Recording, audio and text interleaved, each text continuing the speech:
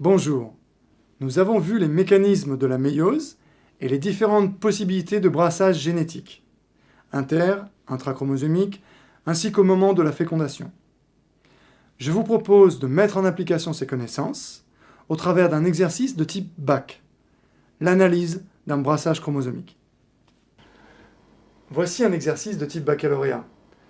Vous trouverez des renseignements concernant le ou les gènes incriminés, ici un gène qui gouverne les soies et l'autre les pièces buccales des drosophiles.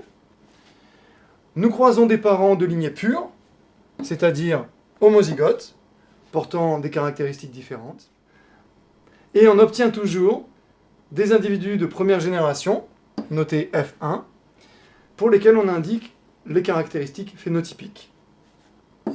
Ici, soie et pièces buccales normales. Dans un protocole de test cross, nous nous intéressons aux individus de F1, afin de connaître leur génotype.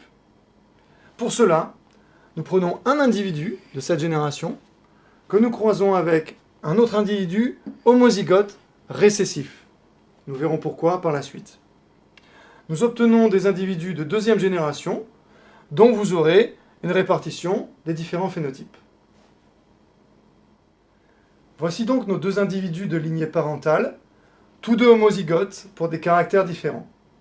En les croisant, nous allons obtenir des individus tous identiques de première génération, appelés F1, ici avec des soies normales et des pièces buccales normales. Ce qu'il est important de retenir, c'est que ces individus sont tous hétérozygotes, puisqu'ils proviennent du croisement de deux homozygotes, chacun ayant transmis un seul de leurs caractères. Il faut également retenir que pour l'instant, nous ne connaissons pas leur génotype. Pour le connaître, nous allons les croiser avec un individu homozygote récessif, dont les caractères ne s'exprimeront que s'ils rencontrent des allèles récessifs du côté de la lignée F1. Nous obtenons des individus de génération F2 dans différentes proportions et avec diverses caractéristiques. Grâce au phénotype exprimé en F2, nous pouvons déduire le génotype de F1. Traduisons maintenant l'énoncé en utilisant les conventions d'écriture. N'oublions pas que nous représentons les caractères dominants en majuscules et les caractères récessifs en minuscules.